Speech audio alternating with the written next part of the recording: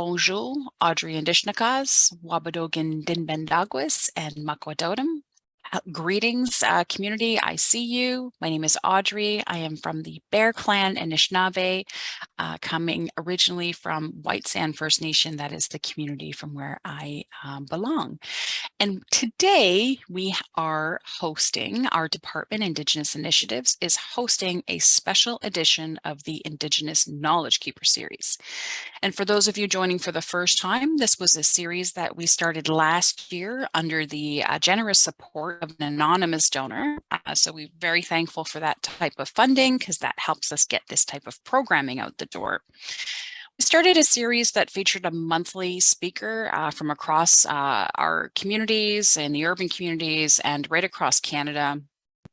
Different Indigenous knowledge keepers that hold an expertise in a variety of different subjects and a variety of different views. And we kicked it off with a beautiful teaching last year from residential school survivor, Elder Shishigo. Then we had Chief Cadmus Delorme join us, and we've had Chief Laforme join us. We had a beautiful cooking exhibit with some great chefs, Billy Alexander and Chef Chartrand, Shane Chartrand.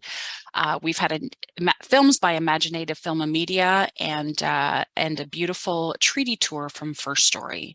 So that was a part of the program last year. And the one thing that our beautiful community had reached out to me and said is, Audrey, I wish the programming was available sooner so that we could sign up and not miss anything. So thanks to the very hard work of the team, including Lisa and Jolene mostly, the programming is now all available on our website. So every feature that we're going to have, every beautiful speaker is now listed for this semester, and next term will be uploaded very, very soon. So before I pass it over to Jolene to open us with a land acknowledgement, I just wanted to say again, welcome everybody. Thank you for joining us for this special edition. Lisa and Raiden will be having a fireside chat today, and I'll pass it over to Jolene for our land acknowledgement. Miigwech. Thank you, Audrey. Ani, Jolene, Dijnakas, Wabashishi, Dodam, Whitefish River, Birch Island, Dunjaba. I just said that my name's Jolene. I'm from the Martin clan, and I'm from Whitefish River, Birch Island. I'd like to start with the land. I'm the student support worker here at George Brown College, in case you don't know. I'd like to start with the land acknowledgement statement. So George Brown College is located on the traditional territories of the Mississauga of the Credit First Nation and other Indigenous peoples who have lived here over time. We are grateful to share this land as treaty people who learn, work, and live in the community with each other. And I am grateful to live and work and travel on this land as a treaty person on Treaty 13. Annie, welcome. My name is Lisa Zangro. I am the Indigenous Student Support Specialist. And I just wanted to give a quick background on Raiden before I pass it along to him. So Raiden, also known as White Bear Standing, was born in Mississauga, Ontario. Raiden is a citizen of the Métis Nation of Ontario. His ancestors have Irish, French, Cree, Saulteaux, and Dakota ancestry. Raiden loves to participate in ceremony any chance he can and is considered an Oshkosh traditional knowledge keeper and fire keeper. He is a member of the Thunderbird clan and his spirit name is White Bear Standing. So without further ado, Raiden, I'll pass it along to you. Anin Bojo, thank you so much, Lisa, for that introduction, and to George Brown for hosting this and all the hard work that went into this, and of course the community watching. Anin Bojo. So Anin Bojo, Indishnakas, Webshkamakwanipua, Benese and Odom, Métis Nation, Red River, and Binjdaba. So my name's White Bear Standing, as Lisa had let you guys know, but formally I wanted to introduce myself. I'm of the Thunderbird clan, and my ancestry reaches back to, I'm connected to Métis Nation. Although I'm Métis Nation citizen of Ontario, I do have roots from the Red River, as well as I'm Caucasian descent as well, with French and Irish roots as well. And it's such an honor to be here today with you, with everyone, to share a bit about my fire teachings, to share a bit about, I guess, spirit, and just about connection and commemorating the National Day for Truth and Reconciliation that will be on Friday.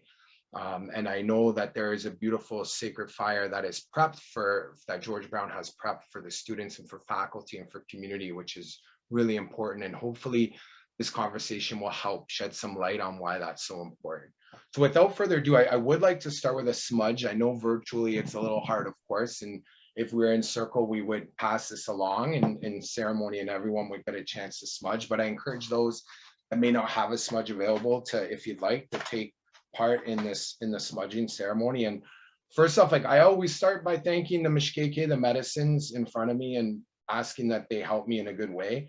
I just want to start out with a smudge because this might be, for those that may have never smudged, this might be offered to you at that sacred fire on Friday. And really it's everyone's individual ceremony. But what's important is, and I will stop chatting in a sec, but that we just take the time to help us with our mind, help clear our mind, help clear our throat and our speak good things, help clear our ears to hear good things, help clear our heart to feel good things. And really the smoke is meant to help carry away anything that could be troubling us. And the last bit, I always like to do one smudge for creation and offer that up. And I'd like to start off with a quick song today, a traditional song, and I'm going to sing just 2 push-ups of the Creator song, just to set that tone and set the intention. And this song is saying, thank you, Creator, help us. Okay, so it's saying, thank you, Creator, help us. And I'm only going to do 2 push-ups. Traditionally, we would sing 4 in honor of those 4 directions, but for granted time, we will do 2 today.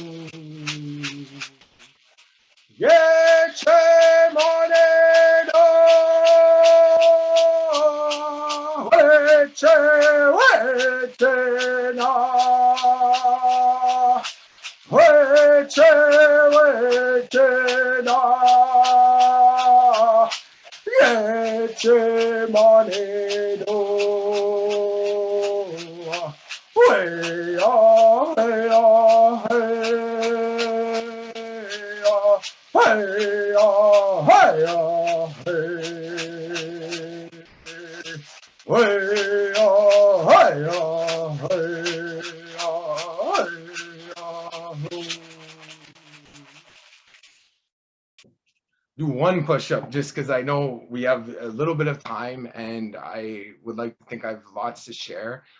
First and foremost, I just want to let everyone know, there's many different understandings of teachings, of sharing, and by no means today I'm coming as an expert. I'm going to give my utmost, sharing of my experiences and what it's meant to be a firekeeper.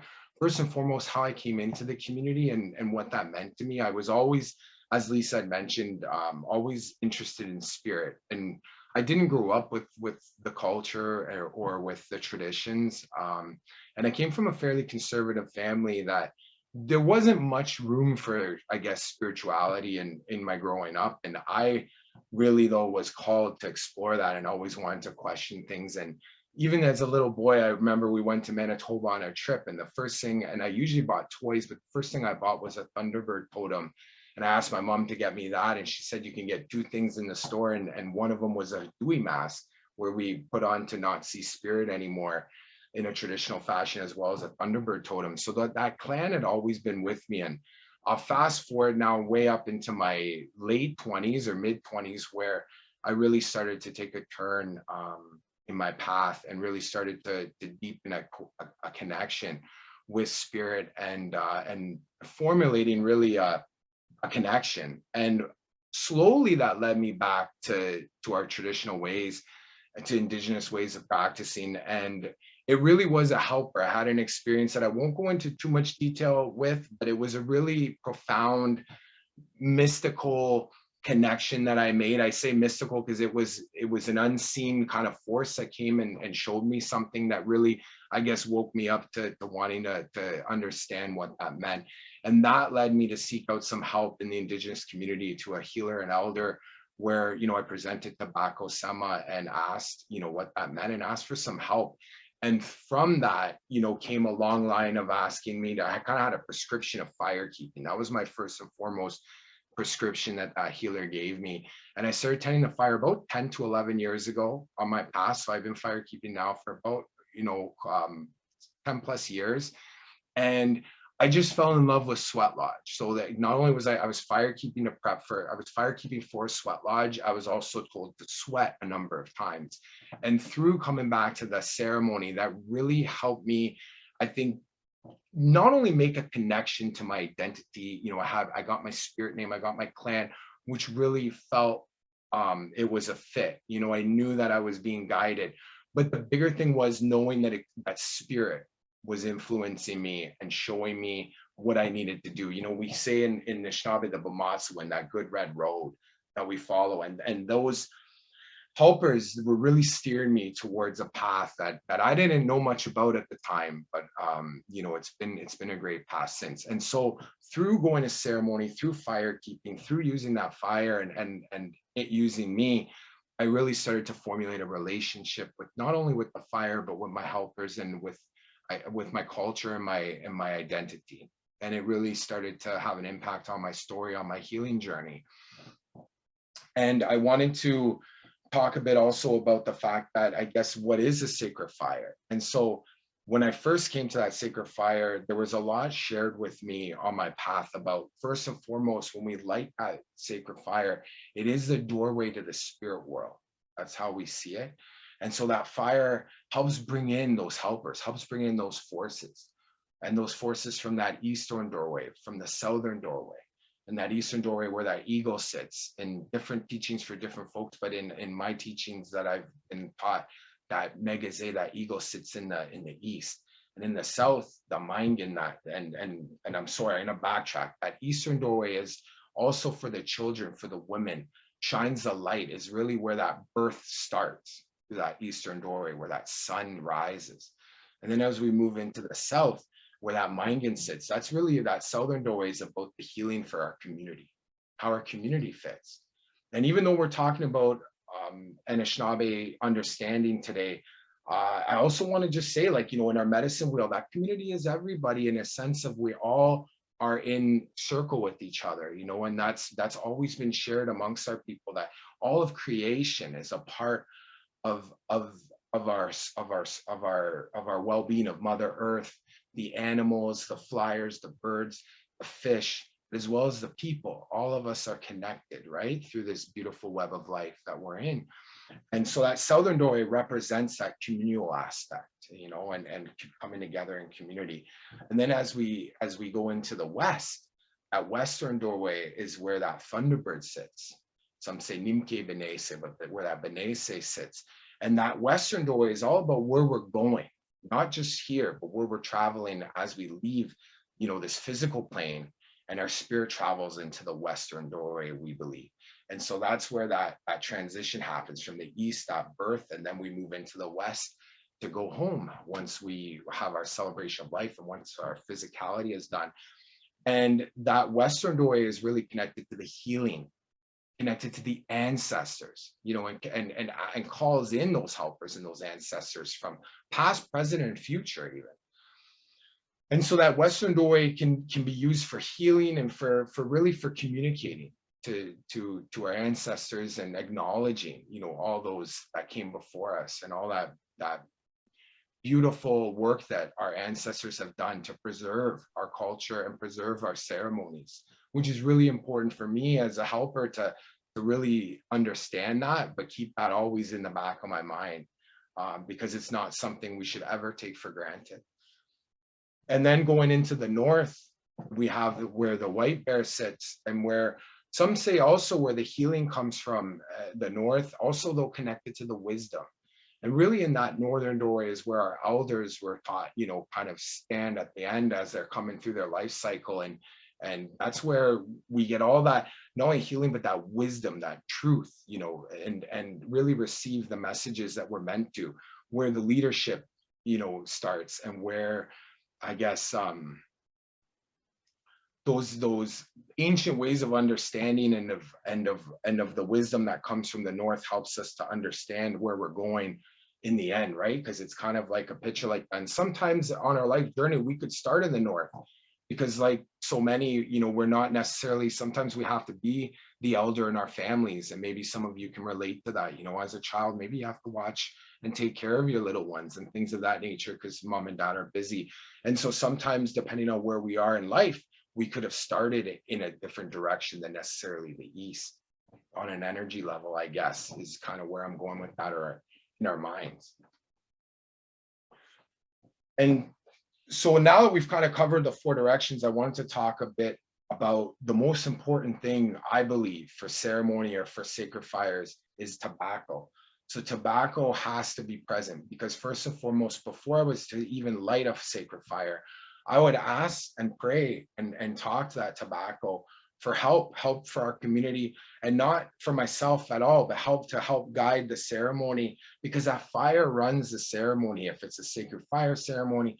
But even with Sweat Lodge, that fire guides, you know, what's to come and what's coming in and out and things of that nature, and the healing's connected to a lot of our different ceremonies. And so the tobacco is like $1 million, I was once told, to the spirits. It really is not only a thank you, but an acknowledgement to those that came past. And so it's also something when I give tobacco to someone, let's say for even like today, for something like these teachings, and I receive tobacco to give these teachings, that's also thanking all of those that came before me that have shared these messages. You know, and so that's a lot of our ways is interconnected, not just from the present, but from the past, and those acknowledging those that came before us. So that Sama is so important, because it really helps let spirit know what we're about to do. And also praying for the safety and things of that nature, it helps those spirits know what's coming. And it also helps for me to acknowledge those 4 directions if I was doing that sacred fire ceremony as the fire keeper. Now, from a communal standpoint, you know, I'd love to share a little story here about that power of Sama and about holding it, because I can be kind of a quick person and you know, like to sometimes get things done quick. And coming into our culture really helped settle me and humble me and make me have to reflect a bit more and slow down. That was really part of my journey, especially my first 5 years, was I would listen intently and I would try not to speak, even though I like to speak. I would definitely try not to in places where I'm learning or I'm reflecting, you know, on my journey and on what that means. So as a participant, you know, as we approach that sacred fire, and traditionally we would go through the eastern doorway. And that's again in reflection of we never want to go backwards. So a lot of the times we'll do things in a circular motion going forward. So we're always going forward with our thoughts, with our feelings, with our journey. But there's many nations that some go backwards. For instance, the Haudenosaunee will go backwards in ceremony for their teachings, and what that reflects a story in its own right. And so there's different ways of approaching, you know, our ceremonies and different traditions that are followed. So I want to make sure that's clear. But going forward, that's why we always go forward, so we can always go, never kind of leave things in the past and be always continuing our journey. And so as we approach that eastern doorway, the Sama, it's important to hold Sama. And I encourage everyone, because I know that we might be approaching that fire on Friday. And so I once, you know, hadn't built, I don't think, that connection to that Sama, that tobacco yet. You know, I was doing things quick and not necessarily trying my best to put intentions, but I wasn't always reflecting as much as I should. And I was helping at a fast many years ago. And I was given a tie from a faster, and you know, the faster had asked, "This is for you to, and whenever you'd like to put that in the fire." And it was late at night, and I had it in my pocket, and I took it out as I was watching that fire, and I just kind of sat there, and I really was thinking about the fasters, it was a really cold night. And so they were out in their camp. When I say a fasting, they were out in the forest, not eating, not drinking, and not having a fire around them, because that sacred fire I was taking care of was spiritually going and keeping them warm. And so as I was reflecting, I was just really putting in a lot of good thoughts and praying hard for them out there, and reflecting and thinking about, how I wanted it to warm up for them, and just asking that fire to help them. And as I was praying, my hands started beating. And I was once given a teaching prior to feeling this, that if you put the right intention and if you hold that, whether it's long enough or how long it takes, you will actually feel that heartbeat of the tobacco in your hand. And as I was doing my intentions, I started to feel it. I was kind of like, whoa, it's happening, right? Because I'm someone who doesn't always need to be showing kind of like the proof, but I like to have an experience so I can validate it for my own self as a truth speaker, right? And so as I held that, I couldn't believe that it was beating. And that was a big understanding that how powerful our prayers are, and how powerful our ceremonies are, and how powerful that tobacco is. And that tobacco sits in the eastern doorway for our sacred medicines.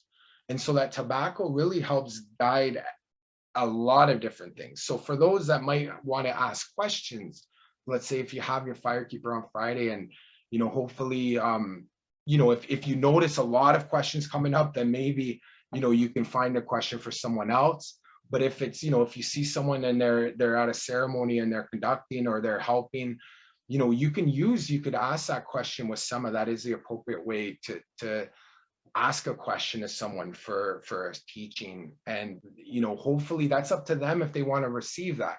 So if ever someone says, no, I can't answer your question, that's okay. Please don't take offense to that. It's just them saying that they don't feel in that particular moment to share what you're asking. And it's just like that respect. And so I encourage those that are wanting to know more to have some tobacco for those in our community that might be able to share more with you. And also, I wanted to speak a bit about protocols. So there are sacred protocols around a sacred fire. And again, there's different understandings for these sacred protocols. So it's important to speak to your firekeeper or the conductor, the elder on campus that day to see about those protocols. And I'm sure maybe in the flyer there will be those protocols listed. But for instance, if they're not, some of the protocols that may or may not be in place on Friday, first off, like we do, and this is kind of a universal thing, so it's among a lot of our different nations and understanding of a sacred ceremony, that we do not use substance before going to a sacred fire. So for instance, we will not have an alcoholic drink that day, or even smoke marijuana, things of that nature. And now some different nations have different protocols, and that's why I don't mean necessarily it's the right or the wrong. Some are a little bit more pro-green in some of our ceremonialists, but that's up to the ceremonialists. And I always encourage everyone to ask those questions just to have an understanding of their protocols, because it's very important to understand what they want when you approach a fire, because there's different understandings. But that would be a big one, to abstain from substances. And then as well as the protocol for women on their moon time, there's a very sacred ceremony. And for those, and I definitely don't want to go too much into detail here because I'm not the best to speak to about this. It'd definitely be a grandmother that'd be definitely better to give you those teachings. But for those full moon ceremonies and those full moon teachings, a lot of the times when women are menstruating, they're in a sacred ceremony in their own right. So they're in ceremony and they are the ceremony. And so in that, right, sometimes in some ceremonies, it's not that they're not included around the fire to give offerings to the fire. It's just that they're already in ceremony, so they don't want to interrupt that ceremony. And another way, and again, I know different community members that have different understandings of these protocols, so it's not set in stone. It can be different in different circumstances or different conductors.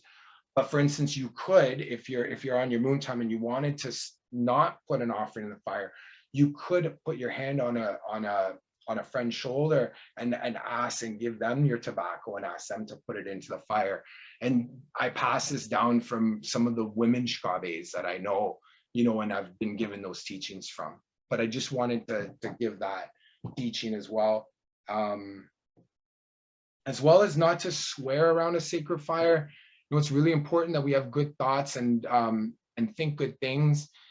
And I'll tell you guys a little bit about a story with that. Like, so we were at Sundance just in June, and a couple of the helpers were trying to light the fire. And I didn't really know what was going on, and not to boast here that I was in charge of the fire, but I was in charge of the firekeeper. So it was kind of done quick. And I'm not definitely not the type, like, we're a team. So it wasn't about that, but it was definitely about that. I wanted everyone to be present. So when I found out they were trying to light the fire, and we had a couple of younger helpers, they had some paper in there and different things put in to light it. And I was like, no, definitely that's like one reason why it's not lighting.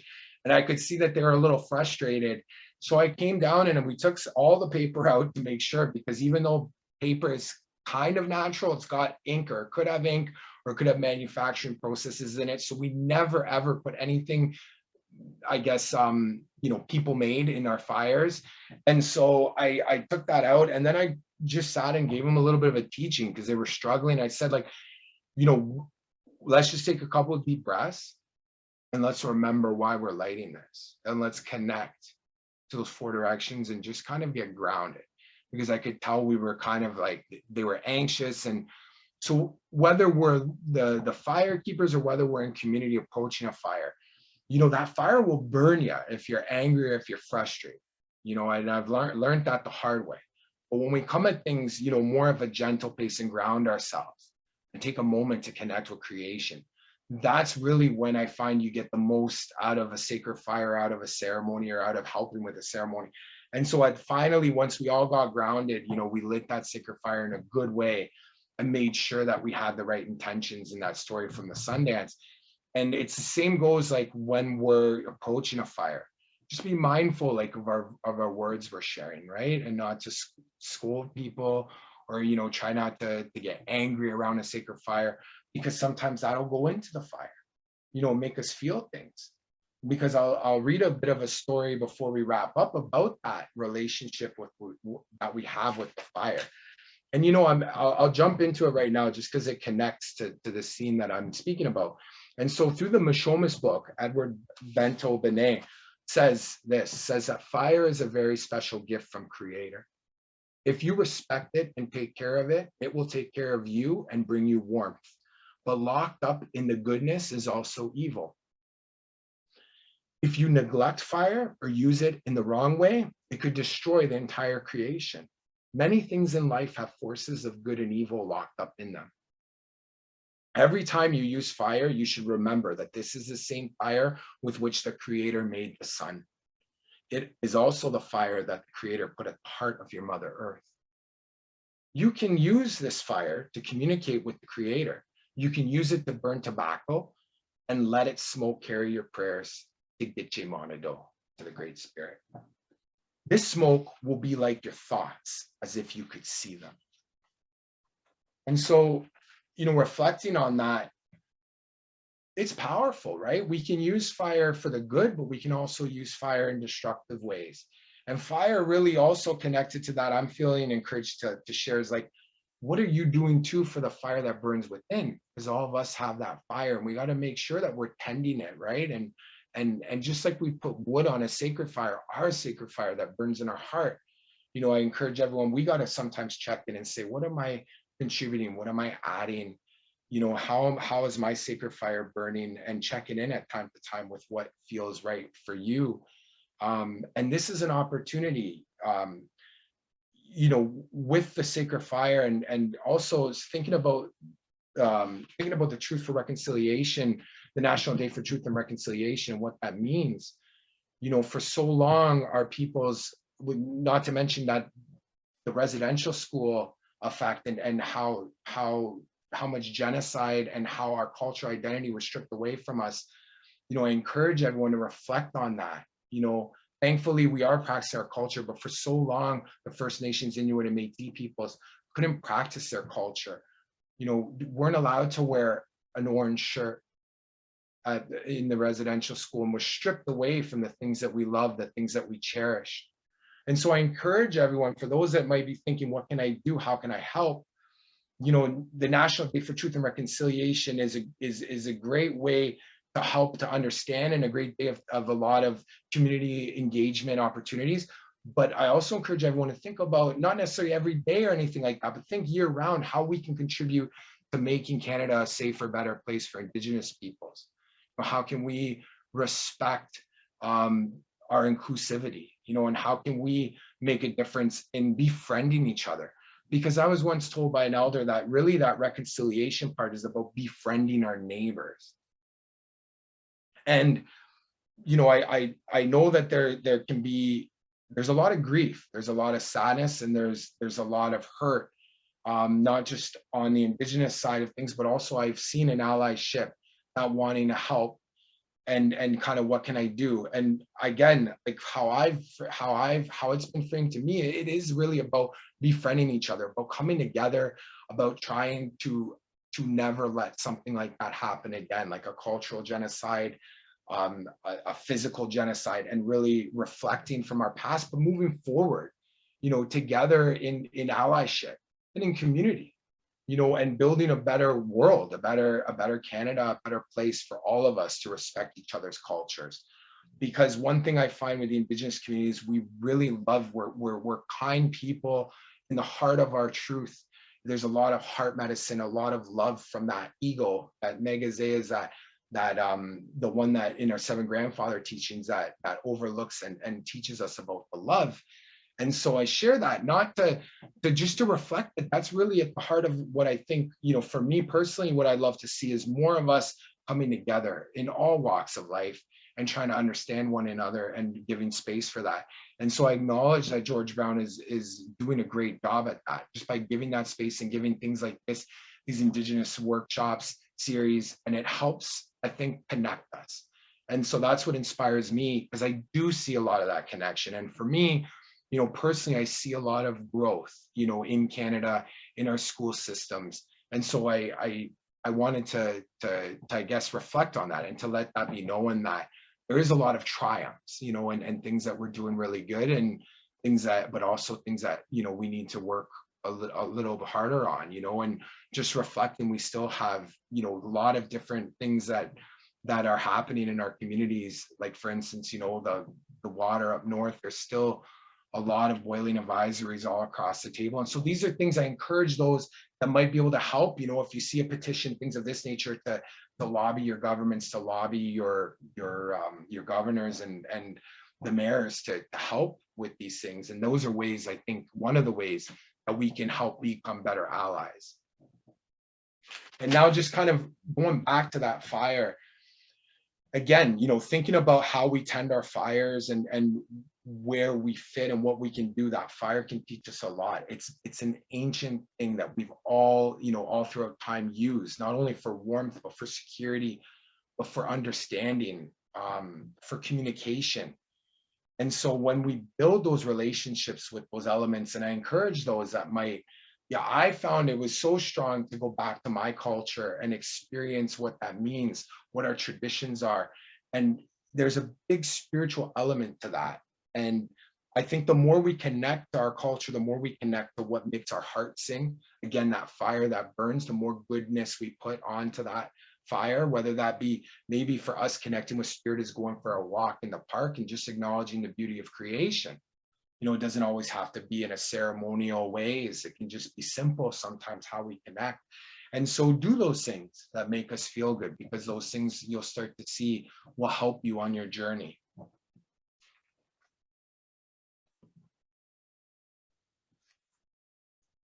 And so, I guess I just wanted to share also that for me, again, the community there's a lot of different ceremonies we partake in that's connected to the fire. There's many different ways we could use the fire. There's a lot of different fires going on, sacred fire pits being put all across Canada, and there's a lot more ceremonial fires that are being implemented even in municipalities, which is amazing to see. And so if you do see a sacred fire, not like the one we're going to have on Friday, but for instance, we do have sacred fires for the passing of life ceremony, for that celebration of life. And so those types of fires will burn for 4 days. And so there's different times where fires will burn for different lengths of times. So for instance, for Friday, it would be more of a sacred fire to commemorate the National Day for Truth and Reconciliation, as well as for maybe a bit of a teaching fire, I would assume, for the school, but also for our prayers and to be answered. But there's fires sometimes to help guide our people back to that Western doorway that I started with, speaking about those 4 directions. Then there's fires sometimes we ask to help bring spirits into our ceremonies, you know, whether that be sweat lodge or Sundance or things of those nature. So a lot of times we use fires to start our ceremonies. And also that fire brings that positivity, helps us, you know, burn away some of that stuff that we might be thinking. You know, we also wanted to talk a bit about when we offer that sema, you know, that sema goes into that fire and those spirits burn it and take our prayers up. That smoke is a symbolic nature of our prayers being answered. But there's many ways we could offer our tobacco too. Sometimes we don't just offer it to the fire. We could offer it to the waters, to Nibe. We could offer it to the trees or to the earth, Aki. And there's different, or even the wind. You know, and I'm going to say Weda because I'll give the Lakota name for wind. I'm sorry, it's not coming to the Anishinaabe name for wind. But when we offer that to the wind, you know, that can take our prayers as well. And so there's many different ways we can offer our sema. And I just think, again, you know, prepare to go to that sacred fire. It's a really sacred thing to approach a sacred fire and hold that tobacco. And it's not taken, you know, necessarily lightly, I guess, you know, it's what you make of it, right? And so you can first and foremost, of course, pray for yourself and ask for that help for you and your family. But I encourage those to really reflect and think on how we can help and pray for the Indigenous peoples of Turtle Island. Well, miigwech, Raiden. That was so good. I enjoyed your story so much. And you did talk about reconciliation. And I think even attending a sacred fire is just a simple act of reconciliation. But there's so many people that may not know what a sacred fire is or why it's important to our people. So you did a great job of, you know, getting them more well equipped. And I really thank you. Miigwech. Miigwech, Lisa. Yeah, I encourage questions. You know, I know we don't have much time, and sometimes our talk goes in different places. So please, if anybody, you know, has some questions, maybe out of some of the stories I've shared or anything, you know, I welcome all questions as well.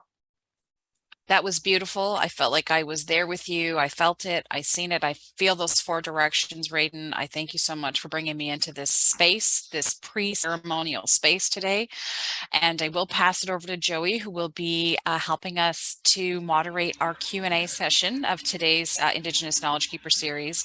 And just before we start taking some questions, I just wanted to let the community know that for the fire, which will be taking place on Friday, that we will be providing the SEMA for the community. So the Office of Indigenous Initiatives will have 2 bowls, and there will be 2 elders present, to Raiden's point earlier, and they will help you with which hand to put it in and sort of some of those protocols on how to approach the fire. So please, all we need is your good spirit and your kind heart to come and share that moment with us anytime in between 11 and 1. So I'll pass it over to Joey. Miigwech. Thanks, Audrey. I'm Joey. I'm the division manager for the marketing department. And just again, I want to thank Raiden for this amazing session. As I mentioned, just add any questions into the chat. We've got a bit of a quiet group, so just let her rip. Raiden's is a wealth of information. One question I had, Raiden, I know we bring positive thoughts and prayers to the fire, and I know this is going to be different for everybody, but what do you take when you leave the fire with you? Like, is there something that changes you? Is there some kind of something special that you take when you leave the fire that you can bring to your regular day-to-day life? Yeah, miigwech, Joy, for asking. So I think there definitely is. Again, I guess it depends on what you're putting in those intentions. When we ask for things like, let's say, a prayer, you know, sometimes I was once told by a force that we don't always get when we want it, we get it when we need it. And so sometimes I think, you know, if we have a prayer, something we want to ask for or leave behind, sometimes it takes a bit of time for those prayers to be answered. And the sacred fire, when we go into ceremony, you know, it kind of adds to the layers of what we're letting go of, and how we can really like leave feeling like something was taken away. But definitely, as simple as a sacred fire and offering can be utilized in a really massive way to help, you know, shift things. For me, just laying tobacco down consciously regularly helps shift many different things and challenges in my life. You know, so that's where really like what you get in, and a lot, you know, a lot of our ways of life are like that. What you get in is what you get out. And so what I've found is the more conscious effort I've put into my thoughts, prayers, and wishes, the more I get out, you know. And I guess it's a bit harder to do that if you're not grounded. So I just encourage those, like, you know, maybe take a couple of deep breaths. It's not, I didn't mean to kind of prep it in our fire sacred teaching talk about, you know, there's nothing to be nervous about. It's a very simplistic act, but a simplistic act could be taken, you know, to another level of our intentions. And just, that's my number one thing, just kind of be present. And then afterwards, you know, just know that your prayers are answered. That's the most important thing, not to doubt or to think about it. That's great. Still no questions in the chat. Just as, oh wait, you do. Thank you. You can do in-person activities. Okay, that's just a comment. Lisa, is there anything you want to know? Yeah, so I was wondering, this might be like the student support side of me, but what would you suggest if a student is having a bad day, like they got a bad mark on a test, or there's a faculty member that's just not having a good day at work? How would you recommend that they come into a positive space, into the sacred fire? Because smudging may not be available to them, and I know it's really important for me to go into a sacred fire with, you know, like a positive mind. So what would you suggest? Thank you, Lisa. And I guess, again, like, that's the perfect place to go to the sacred fire. I guess I meant more in our words, or like not to go to the sacred fire and swear, or kind of be like chatting to your friend about your brutal day at the sacred fire. That's kind of what I meant. But that would be the best place to bring, you know, some of those frustrating moments, or those, you know, times where we're just feeling down and out, to hopefully get some relief from that fire, to really put some thoughts into your prayers and talk to that Samatala what you need, you know. And sometimes too, when we vocalize, when we say out loud what we're thinking, and hopefully you have kind of your own place to do that, it can be even more powerful, because then those spirits and your helpers are hearing you, at least how I've been taught. You know, for thinking things, I've been taught, like, it's not necessarily, it's okay. We all have those thoughts that come in and out. It's more when we vocalize things like around the sacred fire. But by all means, that would be the perfect place to just check in. Hopefully you get excited to get that relief. That fire is there to help us. So by all means, that fire is a great place to bring your frustrations and some of your heartaches. And again, going back to that smudge that we lit, you know, that's a fire in itself, right? We start a fire and light that medicine up. And so that fire helps us cleanse things, helps us let go. And when I'm having a really hard day, I love a good smudge. And so that's a way how I help myself, you know, kind of prepare for those things. But for you, it might be taking a walk, you know, if you don't practice smudging ceremonies and things of that nature, just something to maybe reflect, right? Something to get you out of that headspace just for a sec, to be able to put some prayers, because it's hard, right? Sometimes if we're not in the best space to think about what we really need, right, at the time. So just giving yourself a couple of minutes prior to just reflecting. Great, thank you. I just wanted to, I just see some comments in the chat, so just to answer them on sort of to everyone. If you have an orange shirt, please do wear it all week. This is, you know, Orange Shirt Day is a grassroots community-led initiative from Phyllis Webstat, a residential school survivor, and her story of wearing her orange shirt. And then it's recently been deemed the National Day for TRC. So yes, please, if you have an orange shirt, feel, you know, it'd be great to see you at the fire in it. If you don't, I put the orange team's background in the chat today for our entire community. It's also available on the Indigenous Initiatives website. So if you're having meetings on Friday and you can't come to the fire, and I know for some people, it could be difficult to still be out en masse with people and even accessibility to the location. So please, try to encourage the day and start the day with your Orange Team's background. We have the Anishinaabe-Moan Debwewin, which translates into truth. And this is the GBC for TRC campaign. So that the team's background has been uploaded here for you. And yes, please do wear your orange shirt on September 30th. Thanks, Audrey. And to that point, Rebecca has a quick question. For those that are going to be working at home and potentially can't make it to the fire, is there any other way they can kind of be part of it or participate in? I know we can't film because we were thinking of broadcasting it online. Obviously that can't be done, but is there anything that they can do on their own to kind of be part of the community during the fire session? So I would say a couple of things, and Raiden touched on so many deep philosophical teachings and worldviews that we have as Anishinaabe people. But one of the things was that we were given the original 4 medicines, the 4 sacred medicines, and we have all the 4 directions. And these are very complex teachings, but I'll try to keep it succinct. The 4 medicines are abundant to Turtle Island. So actually cedar is available. Probably pass it very often when you walk or in your yard. I know that Chef Wolfman here on staff likes to send out a recipe to make cedar tea to our community. Cedar is something that is natural. It's a protective medicine, and it is found, so you don't need to travel to our office to have access to some of these medicines. The creator put them there for us to use. The only thing I would caution is if you ever take a little bit of something, if you do have tobacco in any form, you can offer that for the piece of the plant that you'll be removing, but always take a little piece from the bottom. Those are the more mature pieces, and the ones on the top are just the younglings. So please never pick a plant from the top and just try to maybe grab a little piece of cedar from the bottom. And for that, you could smudge it. As Raiden was saying, you can burn it in a safe bowl, or sometimes you could just have it mixed in with some water. You can rub the oils on your fingers. It's so abundant in its uses. So if you cannot join us for the Sacred Fire, and even if you can't even get outside, then in your thought and in your hearts to reflect on the legacy of residential school in Canada, the ongoing struggles that families still go through, but also understanding the resilience and the healing and the beauty of the survivors, that came out of that and are here and sharing their stories and are just lighting up our world, including my mother. I just wanted to give a little shout out there. So thank you for that question. And I don't know if that's it, Joey.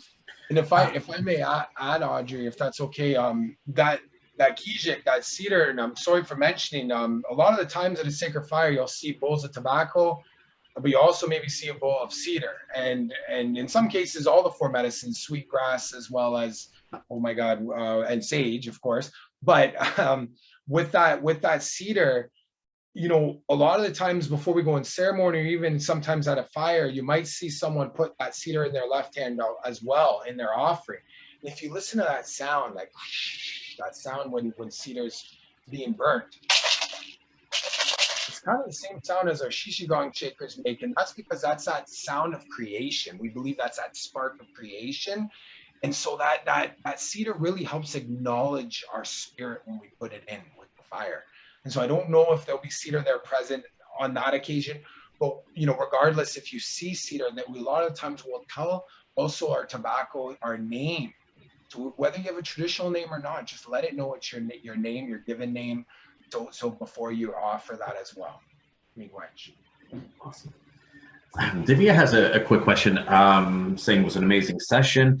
Can people from other communities not Indigenous also apply for volunteering? So I think for this session, Audrey and Lisa, Jolene, we're good. But going forward, if we ever do need volunteers, we'll take anybody who wants to participate. We're on site first thing in the morning. If somebody wants to show up, we do still, we have signage, but some people get lost and there's a lot of construction at Waterfront. So if you would like to come and help us, we'll be there earlier and we're just sort of walking people down to the site. So yes, but normally we do welcome volunteers for events. We're pretty good for this one, but yes, if you show up early, I'm sure we can find something. Thanks. And Baloo has a question about purchasing of the orange shirts on campus. I guess we wouldn't be doing that for this session, but there are places online where those can get purchased. I know Lisa and Audrey recently picked up some orange shirts online. Is there any advice you can give?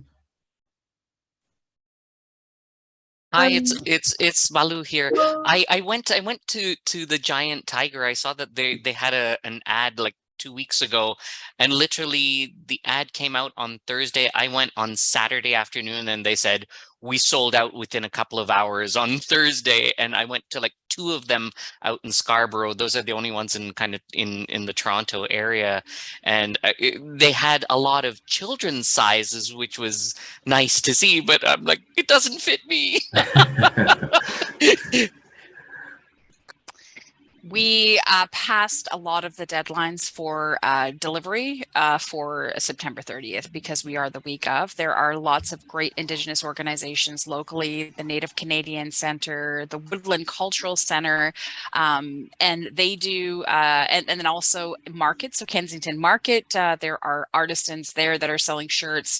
I also ordered mine online, but we have passed the, the deadline for people to be able to have those shipped in time.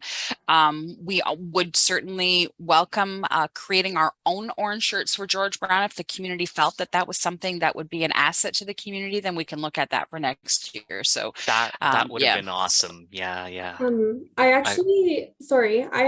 bought an orange shirt at a pop-up outside of Powwow Cafe in Kensington Market this weekend. It's from the Native Art Society, and I just looked online. That's why I wasn't chatting. I was just trying to find it. They're having another pop-up this Wednesday from 4 p.m. to 7 p.m.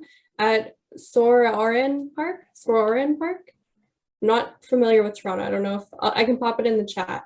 But yeah, they have a number of orange shirts. It's an Indigenous organization. So I would definitely recommend supporting Indigenous organizations rather than, buying it online on Amazon or whatnot. So I can pop that in the chat.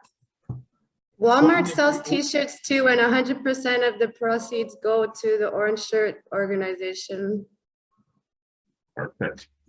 Yeah, and sorry to jump in there. I was going to say, yeah, that's really important to make sure it's going back to Indigenous communities. I did see too Walmart, had shirts, and it was good to see, again, all proceeds are going back to Indigenous communities. So, I love seeing that. Just, again, just be mindful. And that, at the Native Canadian Center, the cedar basket can also, if you Google that, may have some as well. Right. Kara has a question. Do you have any recipes posted on the website I might be able to share with my Girl Guide unit? Not at this point. I can touch base with Chef Wolfman, and potentially we can figure out a couple things that might work, and we can definitely post that into and develop that on the page for the website. So stay tuned.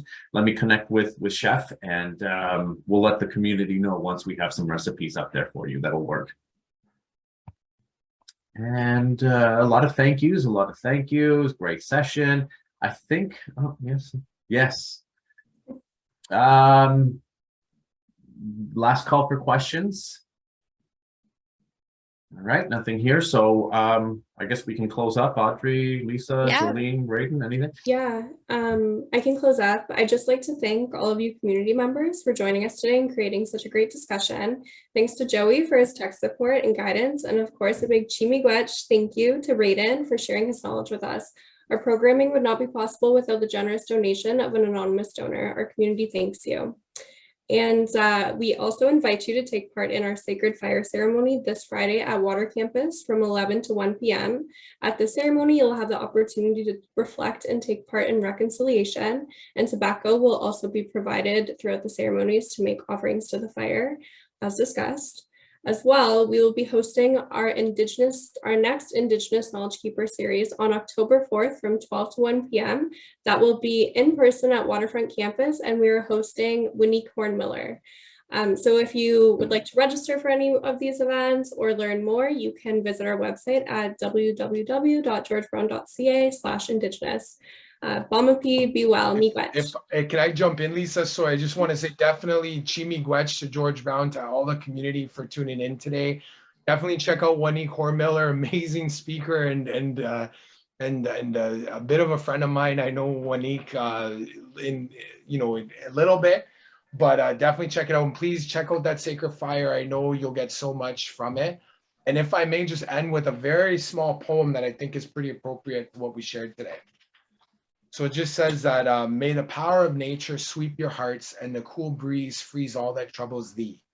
Let the fire of spirits burn away all that holds you back and allow the earth to ground you into all that is holding you back.